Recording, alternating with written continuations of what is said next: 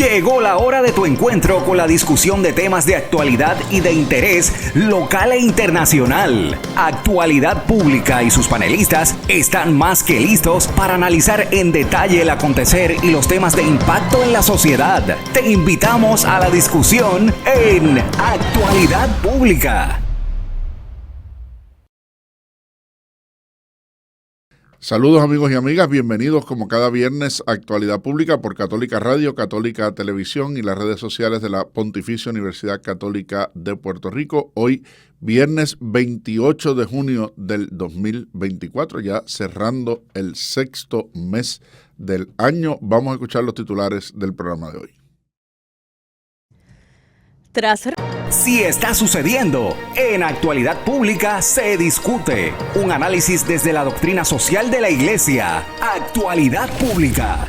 Tras recibir un informe económico de Abesus Analytics sobre el impacto de un aumento en el salario mínimo, la Comisión Evaluadora de Salario Mínimo acordó que debe incrementarse el salario mínimo a $10.50 por hora trabajada y que dicho aumento entrará en vigor el 1 de julio próximo. Expertos ya han evaluado esta medida y se han expresado acerca del impacto de este aumento, particularmente en los pequeños negocios. ¿Cómo se compagina la justicia salarial para el trabajador ante el aumento del costo de la vida con las dificultades que pudiera conllevar esta medida para los dueños de pequeños y medianos negocios? Soy Yalibeth Rodríguez y ahora comienza Actualidad Pública. Tú necesitas saberlo y el doctor Jorge Iván Vélez Arocho, junto a su panel de expertos, te lo explican. Actualidad Pública. Saludos nuevamente, como cada semana les da la bienvenida el licenciado José Frontera Ajenjo, vicepresidente de Asuntos Administrativos de la Pontificia Universidad Católica de Puerto Rico. Está conmigo en el panel en el día de hoy el presidente de la universidad, el doctor Jorge Iván Vélez Arocho. Saludos, Jorge Iván. Saludos, Ocean, y saludos cordiales a nuestro equipo técnico aquí en el estudio y por supuesto a todos nuestros teleescuchas. Excusamos hoy al doctor Leandro Colón y a la licenciada Riestra, quienes por asuntos personales no nos han podido acompañar para el programa. Ustedes recordarán que en septiembre del 2021 se aprobó una nueva legislación respecto al salario mínimo en Puerto Rico, la Ley 47-2021, que establecía un sistema de aumentos escalonados al salario mínimo. El primero de esos aumentos precisamente en el 2021, cuando subía el salario mínimo a $8.50, y después en el 2023 que subía a $9.50, y un tercer aumento que estaba sujeto a las condiciones del mercado laboral, que debía ser establecido entonces por una comisión evaluadora de salario mínimo que se creaba con esa legislación y la cual está adscrita al Departamento del Trabajo y Recursos Humanos. Así que la legislatura había dicho se puede llegar a $10.50, pero sujeto a la determinación que haga esta comisión respecto a las condiciones del mercado laboral. Esa comisión rindió su informe y su decisión hace 2 semanas, recomendando, como escuchamos en los titulares de parte de Yalibeth Rodríguez, que comience y entre en vigor ahora el 1 de julio del 2024 este aumento a $10.50. El aumento está basado en un estudio realizado por una compañía de consultoría, la firma Abesus Analytics, en la cual se utilizaron los datos del Departamento del Trabajo, el censo trimestral de empleo y salarios, las planillas sobre ingresos de las corporaciones que radican en el Departamento de Hacienda y la tasa de inflación, que eran los factores que la ley disponía debían utilizarse en el análisis para la aplicación de ese tercer aumento. Y de ahí que entonces se establezca este nuevo salario a partir de julio 1 de este año, es decir, esta próxima semana que viene. Hay varias interrogantes respecto a cuál va a ser el efecto a largo plazo de este aumento entre otras cosas, ustedes recordarán que hace varias semanas mencionábamos aquí que los parámetros de ahorro que se habían dado durante la pandemia por el ingreso adicional que se había recibido y por los gastos que la gente había dejado de tener por el hecho de no poder salir de sus casas y de no poder practicar ciertas actividades rutinarias, ya se había esfumado con los efectos de la inflación que habíamos estado viviendo. Así que una pregunta es si este aumento en el salario mínimo viene a compensar esa pérdida en el ahorro o el costo es tal que se va a ir todo en gasto. Y con un posible efecto inflacionario a corto plazo, porque pues, bueno, en la medida que la gente tiene más dinero para gastar y gasta más, entonces aumenta la demanda, y si aumenta la demanda, aumentan los precios, y cuando esa demanda se estabiliza, los precios no vuelven a bajar, se quedan ahí donde estaban. Así que hay un efecto inflacionario en el aumento del salario mínimo mismo. El otro impacto es algo que yo comentaba en estos días con unos colegas, que no es que estamos todos en el mismo barco, estamos todos en la misma tormenta.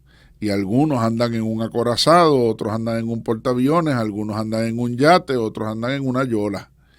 ¿Y a qué me refiero con esto? Que no todos los patronos tienen la misma capacidad de asumir ese aumento en costo según su propio modelo de negocio y según las condiciones que existen en el mercado, particularmente los pequeños y medianos comerciantes, como escuchábamos también en los titulares, que son los que van a sentir el impacto más directo, y aquellas actividades, como son todas las actividades de servicio, las universidades, los hospitales, que requieren mano de obra intensiva, es decir, dependemos de que haya gente para prestar los servicios, ¿verdad? No es la venta de productos la fuente principal de ingresos, sino que hay un efecto significativo ahí.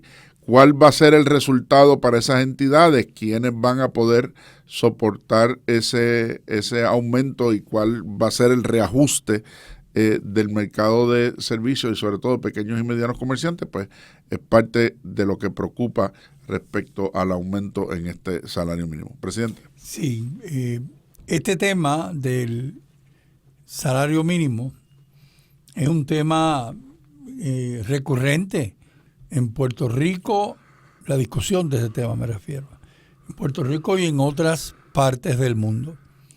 Y como nos podremos imaginar, no es un asunto que podemos decir, podemos analizarlo en blanco y negro. Tiene muchas tonalidades de grises.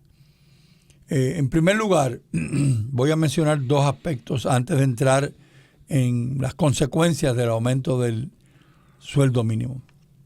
En primer lugar, yo creo que es claro a nuestros radioescuchas o teleescuchas que el costo de vida ha aumentado dramáticamente.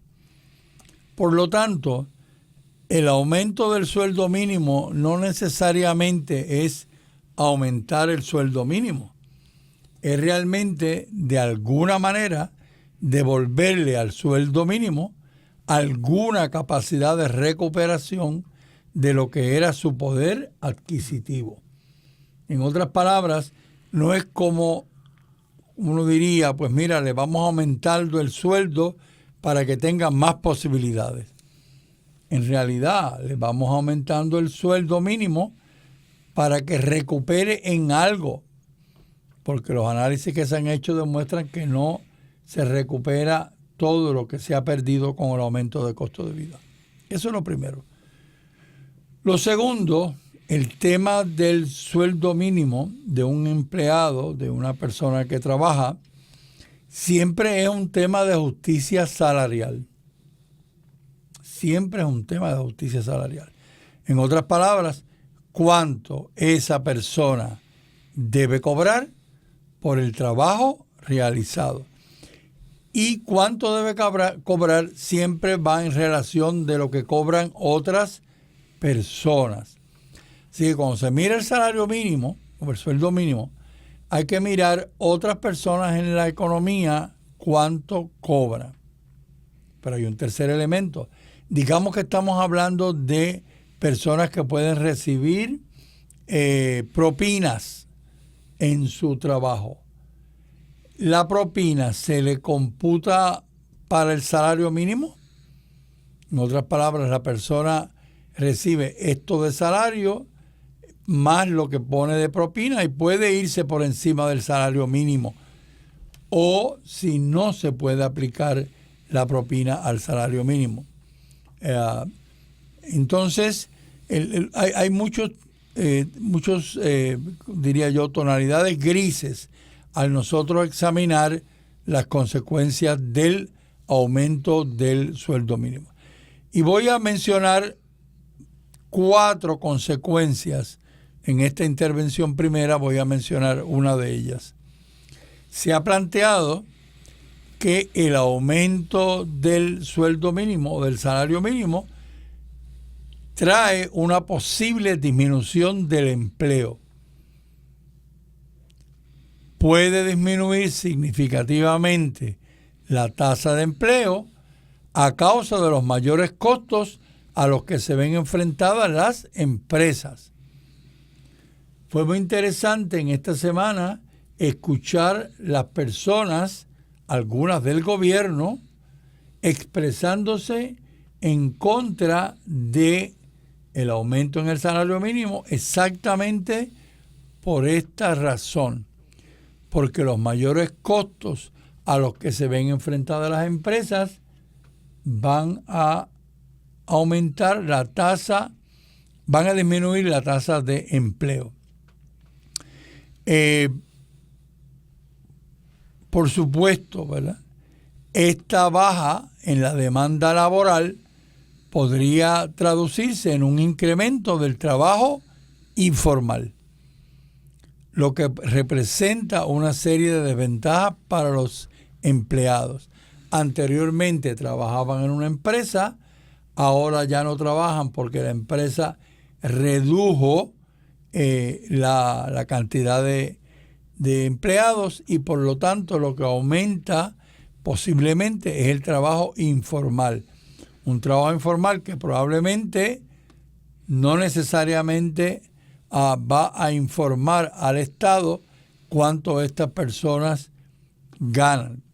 Pero peor aún, el trabajo informal, las personas no tienen derecho a vacaciones, las personas no tienen derecho a licencia por enfermedad, etcétera, etcétera. O sea, el trabajo informal le resuelve a las personas el tener algunos ingresos, pero no ayuda a la economía. Y en esa baja, como tú mencionas, pues si el dinero disponible para contratar empleados es X y ahora hay que pagarle más a los empleados, bueno, pues yo tengo que dividir eso entre los que tengo y probablemente reducir plantilla o no contratar empleados nuevos, ¿verdad? O por el otro lado, yo creo que hay que recordar la historia del salario mínimo en Puerto Rico, ¿verdad? Para entender lo que estamos planteando. Sí, estos aumentos deben ser aumentos across the board, ¿verdad? A todo el mundo, o deben ser aumentos segmentados por industrias y tipos de negocios como era anteriormente.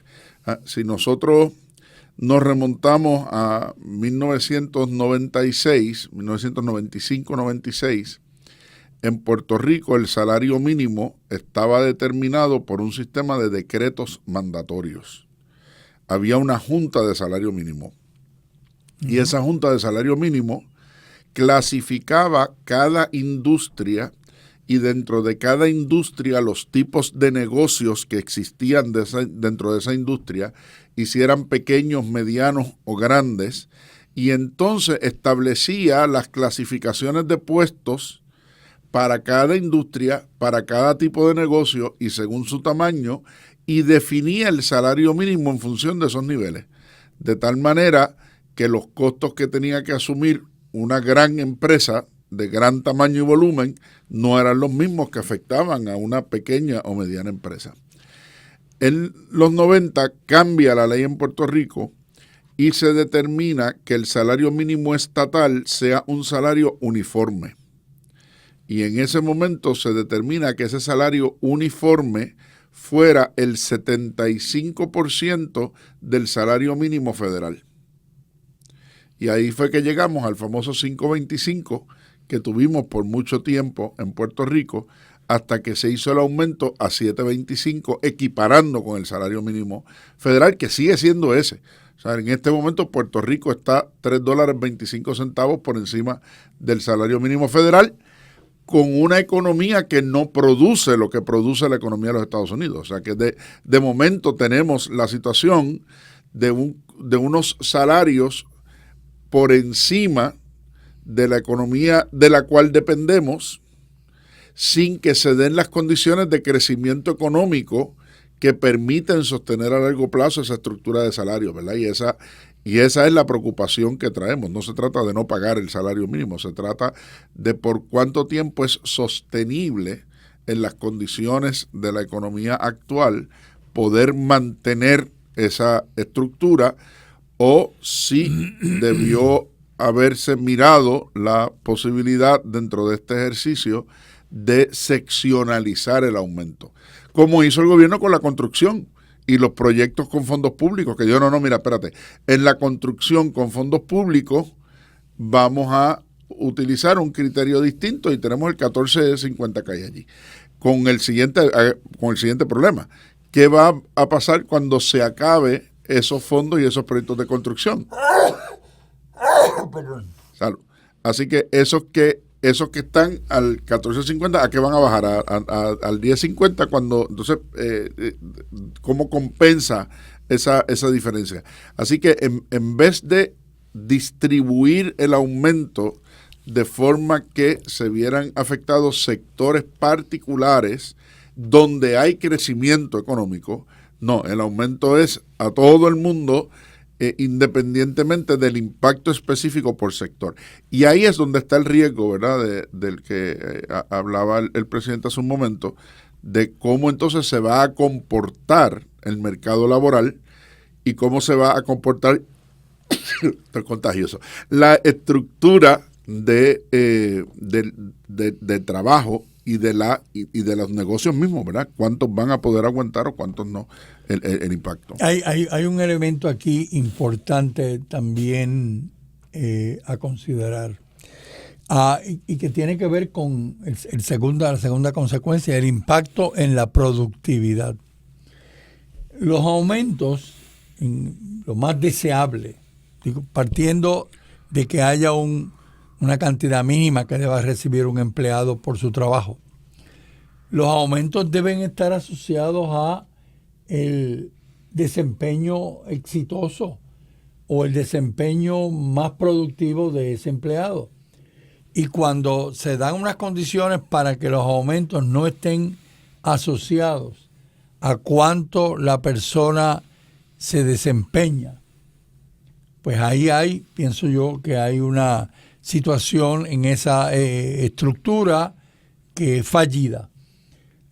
Por ejemplo, tomemos el caso de las propinas. Hay una gran discusión con respecto a las propinas. ¿Cuándo debe la persona dar propina?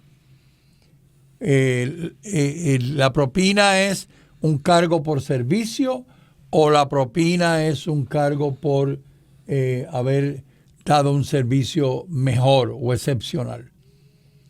Hay negocios que ya en la factura tienen lo que llaman ellos la propina sugerida. Que por cierto, DACO determinó que era ilegal hacerlo y lo siguen haciendo. Ponen 5%, 10%, 15%, 18%. De hecho, ¿cuántas veces yo recibo una factura así en un restaurante y pregunto, pero no son esas las categorías? Debe haber la posibilidad de que la persona pueda poner la cantidad que quiera. Y entonces me dice, sí, claro, usted puede, hay lo que ellos llaman la propina ajustada a lo que usted quiera otorgar. Pero de nuevo, la propina no es un cargo de servicio. La propina es por desempeño excepcional. Pero da la impresión que la propina es un cargo de servicio. y no un cargo por desempeño adicional. Bueno, pero la segunda consecuencia del salario mínimo, el aumento del salario mínimo, es el impacto en la productividad. La experiencia nos dice que los incrementos de salario mínimo han tenido efectos negativos en la productividad de las empresas. Fundamentalmente debido a las posibles reducciones que las empresas deban hacer, se lo mencionamos anteriormente, en la nómina del personal de planta. Y que por lo tanto las empresas reducen las horas de operación para equilibrar los costos. Y otras veces las empresas deciden optar por ese trabajo que anteriormente lo hacían con empleados de planta, hacerlos con empleados reclutados, contratados fuera de la organización. Particularmente a lo que se refiere para salvaguardar procesos críticos de la empresa. Así que no está claro todavía en todas las empresas de que el aumento en el salario mínimo no tenga un efecto en la productividad. Los datos que vemos nos confirman que sí, que hay efectos en la productividad. Yo quisiera citar del informe al gobernador de cuando se aprobó el aumento.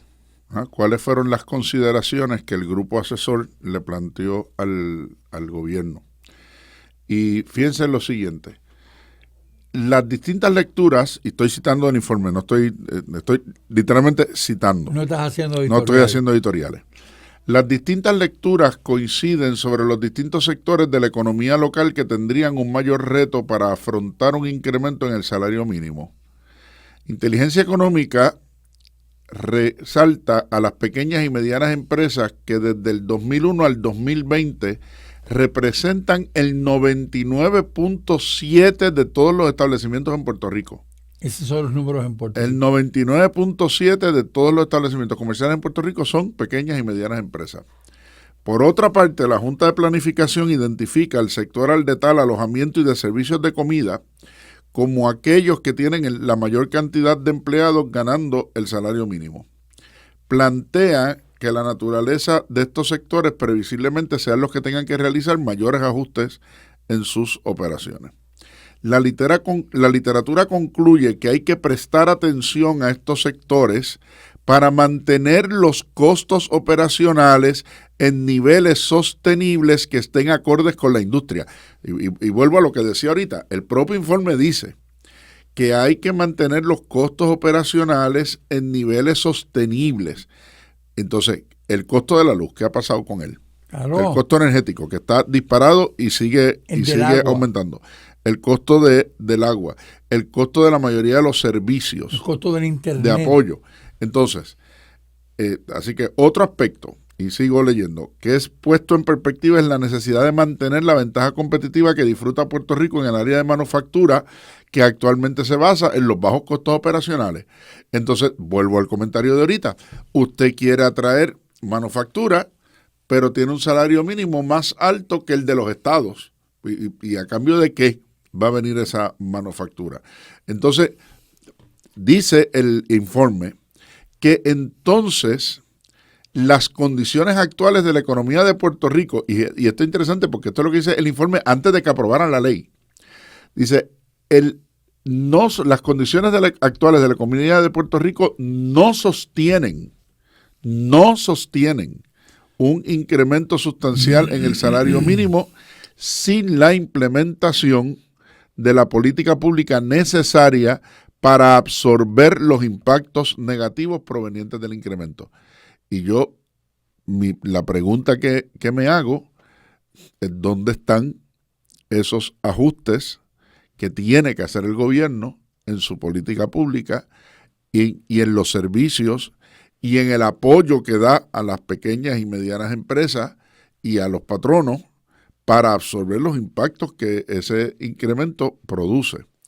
La Junta de Planificación reconoce que un incremento en el salario mínimo puede tener diversas repercusiones, entre ellas los ajustes de costos operacionales y la necesidad de que el gobierno mejore el ambiente económico para el sector empresarial y que la política de salario mínimo se ajuste a las circunstancias de la economía de la isla y no a la inversa. No que la economía general tenga que ajustarse al aumento en el salario. Y de nuevo, y antes de irnos a la pausa, y lo suelto ahí para provocar el punto de partida, ¿cuánto de esto responde a los intereses detrás de que en 4 meses tenemos elecciones? Pero enseguida regresamos. Esto es Actualidad Pública. Nos vemos tan pronto volvamos de la pausa. Crisis energética, políticas públicas, manejo de la deuda del país, asuntos de la iglesia, violencia, en fin, asuntos de importancia que impactan la sociedad. Por eso es Actualidad Pública. Regresamos, amigos y amigas, a Actualidad Pública. Hoy, viernes 28 de junio del 2024. Estamos conversando sobre el aumento en el salario mínimo a nivel estatal, que entrará en vigor esta próxima semana, el 1 de julio, llevando el salario mínimo a $10.50 la hora. Antes de irnos a la pausa, leía yo del informe al gobernador que se sometió por la Junta de Planificación justo antes de que se aprobara esta ley en el 2021 que establecía los 3 escalones. Y señalaba que todas las entidades consultadas por la Junta de Planificación insistían en que el gobierno tenía que mejorar el ambiente económico para el sector empresarial antes de poner en vigor los aumentos en el salario mínimo, y que además tenía que haber esfuerzos sobre política pública que incrementaran el crecimiento económico, que promovieran la productividad, que establecieran un esquema de exenciones para evadir la pérdida de empleo, ¿verdad?, que era uno de los elementos de riesgo que señalaba el presidente en la primera parte, para que se pudiera establecer adecuadamente este aumento en el salario mínimo. Incluso desaconsejaban hacerlo si no se tomaban esas medidas. Sin embargo, la Junta Asesora de Salario Mínimo, que crea esa ley, ha decidido que en efecto entrará en vigor el tercer aumento que está dispuesto y que, como ya mencioné, entra en vigor la semana que viene. A mí me resulta preocupante, y voy a decir interesante, pero más que interesante es preocupante, que con un solo estudio de una sola entidad consultora se haya llegado a la conclusión de que se podía implementar y que se podía implementar uniformemente a lo largo y ancho de toda la actividad económica de la isla, sobre todo cuando sigue reconociéndose que el 99% de los patronos son pequeños y medianos comerciantes, y que uno de los criterios de análisis son las planillas de ingresos de las corporaciones. Mire, si usted opera un pequeño y mediano negocio y no tiene un seguro social patronal independiente, usted reporta en la planilla personal. Entonces, todos esos negocios que operan como DBAs, ¿verdad? Doing Business As, haciendo negocios como, operan como LLCs que no tienen registro independiente. ¿De dónde sacaron la información de los ingresos y los gastos de salario que esas entidades tienen? Se miraron las 480 y las W2 para estar claros de que estamos mirando el espectro completo de lo que hay. ¿Qué hacemos con aquellas entidades que, aunque reportan ingresos, no pagan contribuciones porque son exentas? A esas entidades exentas, donde además la legislatura ha insistido en ponerle tope a los gastos de nómina que pueden realizar, ¿cuál es el análisis? ¿Cuál es el apoyo del gobierno para nivelar los costos en otros segmentos, como, insisto, como decía ahorita antes de cerrar la primera parte del programa, el tema energético y de todas las utilidades, o los costos generales de servicios? Porque fíjense lo que pasa ahora. Si una entidad depende de servicios de limpieza, de servicios de seguridad, de servicios de jardinería, de todo tipo de servicios para poder operar, y en todas ellas aumenta el salario mínimo, entonces ahora todos los costos simultáneamente están aumentando. Porque hablar de que aumenta el salario mínimo no es solo lo que yo le pago a mis empleados, es el costo de todos los servicios que yo recibo, que ahora también tienen un incremento y hay que pagar a nivel adicional, ¿verdad? Así que ¿cuál es si estuviera Leandro aquí, diría cuál es el efecto multiplicador hacia el costo de hacer negocios, que va más allá de cuánto es mi aumento en el costo de nómina, ¿verdad? Y eso es parte de los elementos por lo que puede representar de desaceleración económica, ¿verdad? Sí, ahora los trabajadores van a recibir más dinero, claro, pero probablemente sean menos trabajadores los que reciban más dinero, porque el que no pueda aguantar el impacto reducirá su plantilla o dejará de contratar plazas que estaban vacantes y ahora necesita esos ahorros de esas plazas para poder cumplir con las obligaciones, las nuevas obligaciones salariales.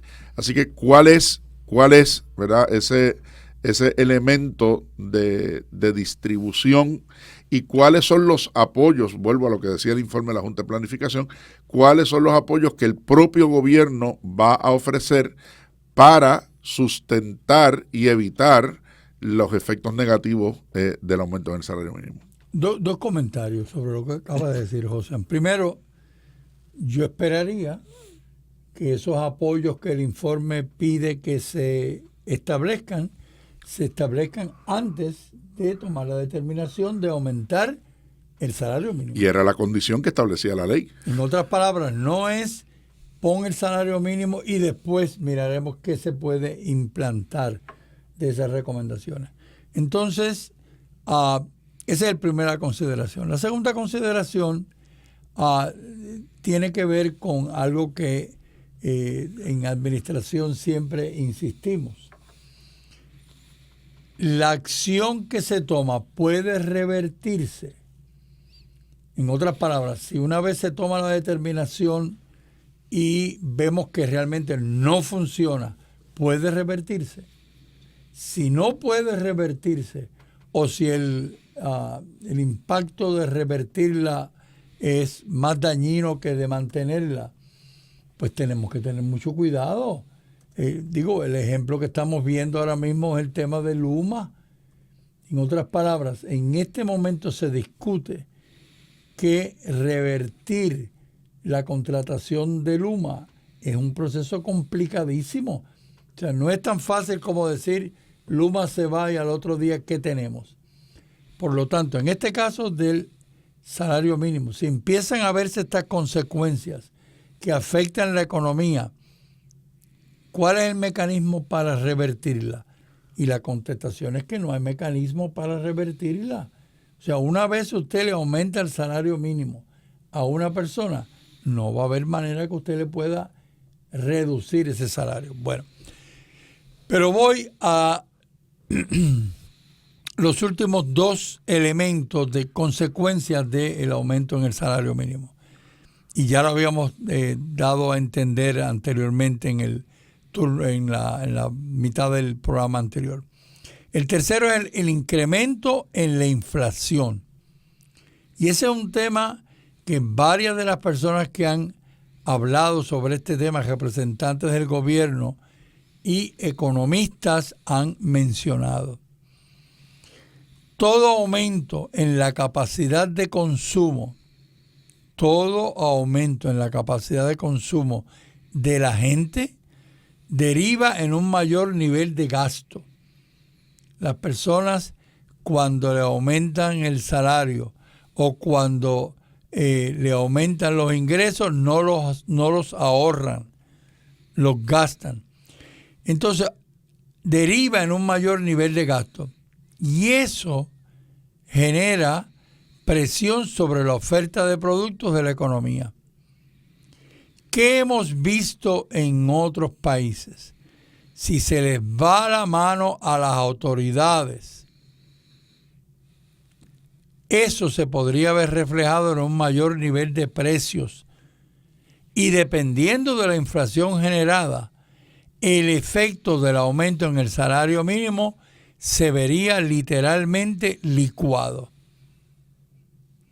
En un escenario inflacionario, lo que se afecta es la capacidad de compra de la gente.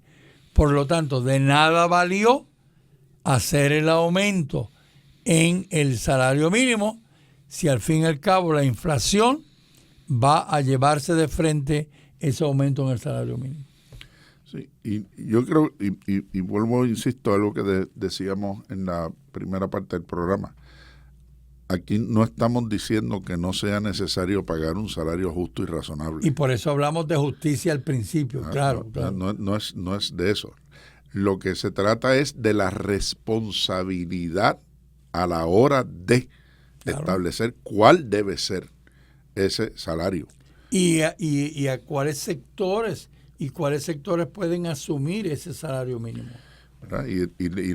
Y la realidad es que el propio gobierno, aquí tuvimos un programa hace más o menos como mes y medio, 2 meses, en el que participó con nosotros el doctor Hernán Vera, y hablábamos de cómo la política pública se implementa, y entonces hay unas estructuras que están detrás de esa implementación, y entonces el propio gobierno dice, bueno, estas cosas se pueden hacer si antes de hacerlas hacemos ABC y sujeto a que hayamos hecho ABC. Y entonces decimos, pues por eso vamos a dejar pendiente el tercer aumento. No vamos a implementar el tercer aumento hasta haber evaluado adecuadamente el impacto de los primeros 2 y hayamos visto si hemos sido eficientes y capaces de sostener adecuadamente la actividad económica con esos aumentos antes de decir, nos vamos a aplicar el tercero.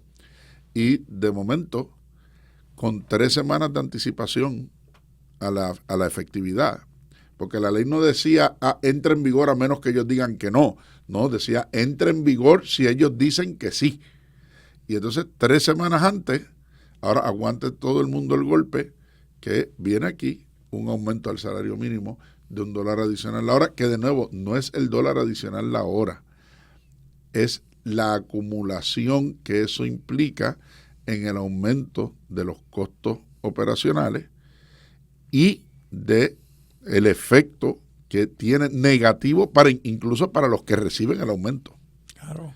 ¿Verdad? Que eso es lo que no se nos puede que no se nos puede olvidar. No, y yo en este análisis me pregunto si los empleados tienen la opción de decir, mire, no me aumente si voy a perder el empleo.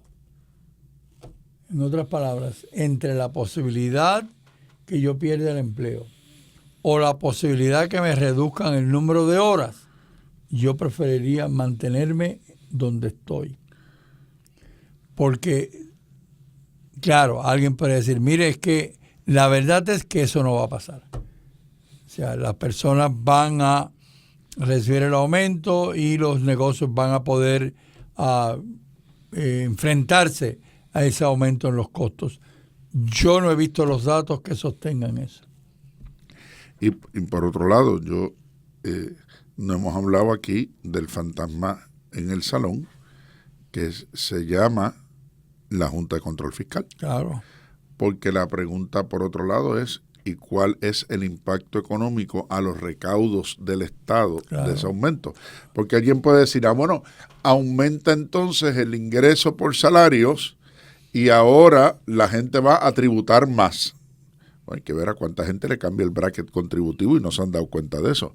Porque este aumento puede implicar que la gente que estaba en el borde entre un bracket contributivo y otro, ahora va a pagar más contribuciones. Pero por el otro lado, entonces al patrono, como le implica un costo operar adicional, le reduce el ingreso sujeto a contribución y entonces los individuos pagan más y los patronos pagan menos. Entonces, ¿quién aguanta la carga? ¿Verdad? Como tú decías, licúa. El efecto final licúa claro. Lo que corresponde o la intención que se quiere plantear. Y hay otro elemento que estamos hablando de una legislación que por un lado aumenta el salario mínimo, pero por el otro reduce los beneficios de los empleados. Uh-huh. Y yo me pregunto, en la misma línea de la pregunta que tú haces, ¿cuánta gente diría, no, a mí tú devuélveme las vacaciones que me quitaste, devuélveme la acumulación de días de enfermedad que me quitaste, devuélveme el periodo probatorio más corto? Claro. O sea, dame unas garantías laborales que no sean solamente el salario, porque, si mañana me quedo sin trabajo a cambio de, pues, o gano más, pero con menos derechos como empleado, mira, tiene que haber un balance, ¿verdad? No todo es salario, ¿verdad? Y ahí tiene que haber un balance en esos. Y como mencioné al principio, en el caso en el que los empleados reciban propinas, que en algunos casos pueden ser unas propinas muy generosas, hay que tener claro si esto va a formar parte de la ecuación del salario mínimo y bajo qué condiciones van a existir.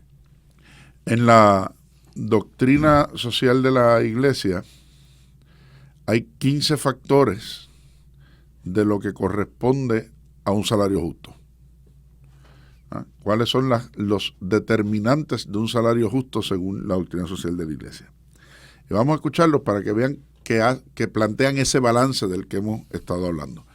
En primer lugar, el salario debe recibirse de forma periódica y oportuna. Segundo, debe ser familiar, es decir, que debe permitir el sustento no solamente del individuo, sino de su familia.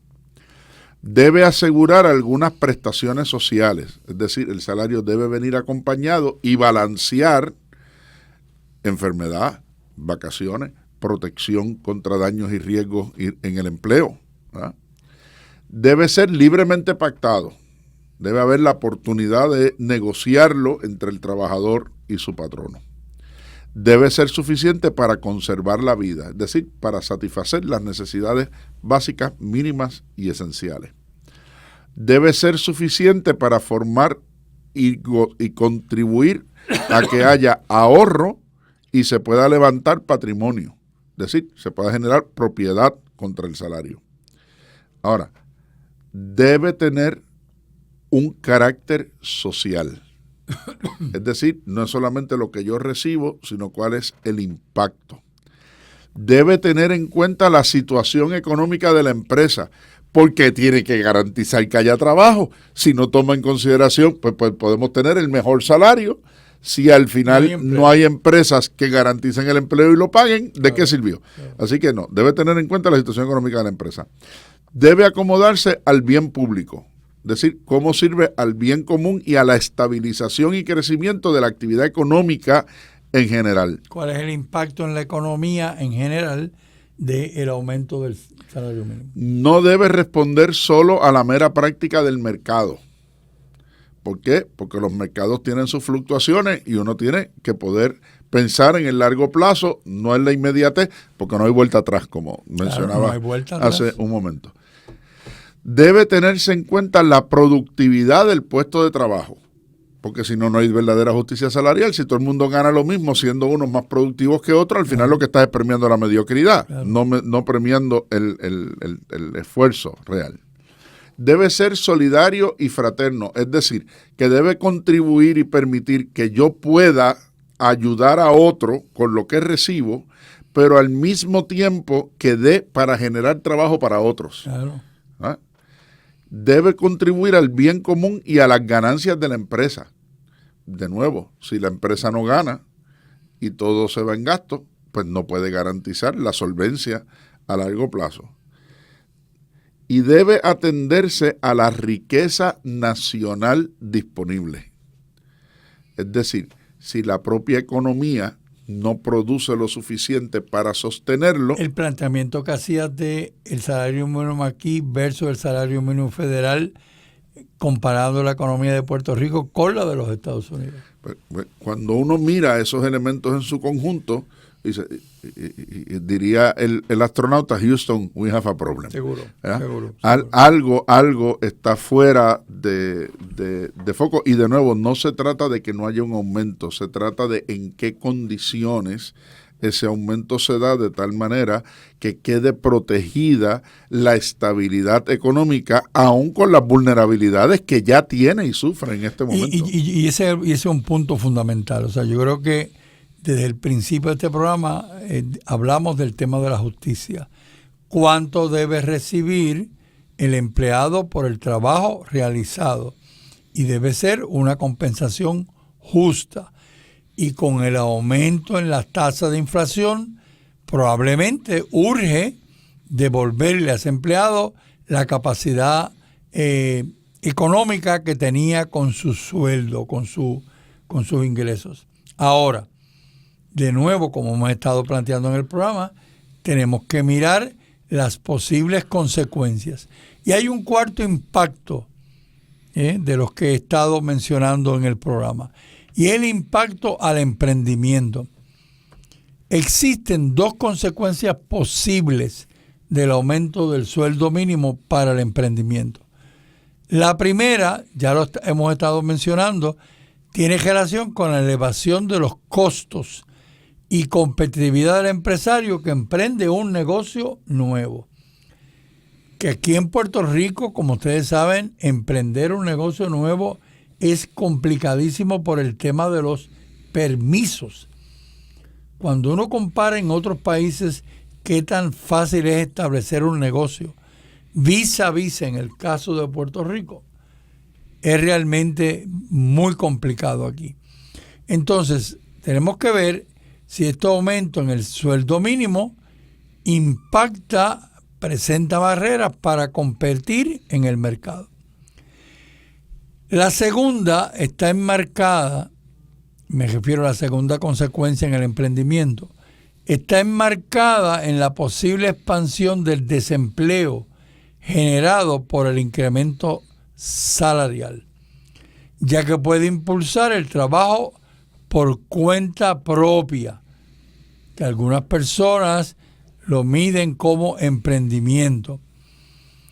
Ahora, ese desempleo generado muchas veces va a encontrar usted que implica una gran precariedad y la inseguridad laboral.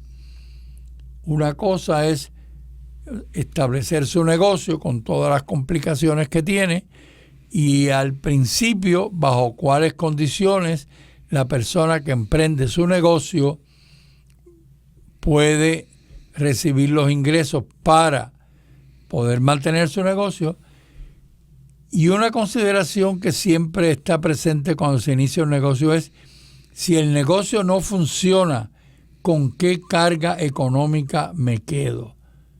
En otras palabras, ¿cuántos casos nosotros conocemos de personas que inician su negocio, se dan cuenta que el negocio no funciona y cuando salen del negocio tienen una deuda increíble que atender? ¿Y cuál fue el impacto de los últimos dos aumentos en la salida de negocios del mercado? ¿Verdad? Porque si eso no lo analizamos, ¿cómo llegamos a la conclusión de qué va a pasar de aquí en adelante? Y fíjense, de nuevo, lo que estamos planteando es que el salario debe ser fijado en función de las posibilidades de que exista trabajo. Eso es lo que estamos planteando.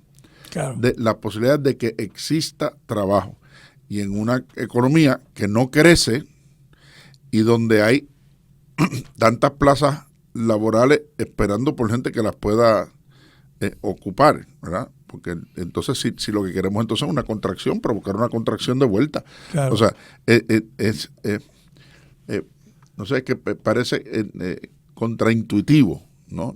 La manera en que se está implementando y que de nuevo podía posponerse porque la ley lo permitía. La ley permitía posponer el aumento de este año. Perdón. Permitía posponer el aumento de este año a cuando la Junta entendiera que era viable establecerlo. Lo que pensamos es que los criterios de viabilidad no se ven. Bueno, y que aquí hay como unas tres consideraciones, ¿no? Es deseable que haya el aumento de salario mínimo, desde el punto de vista de justicia, desde el punto de vista de capacidad, poder adquisitivo, sí. Pero ¿cuánto debe ser ese salario mínimo? Debe ser a todo el mundo, debe ser por secciones.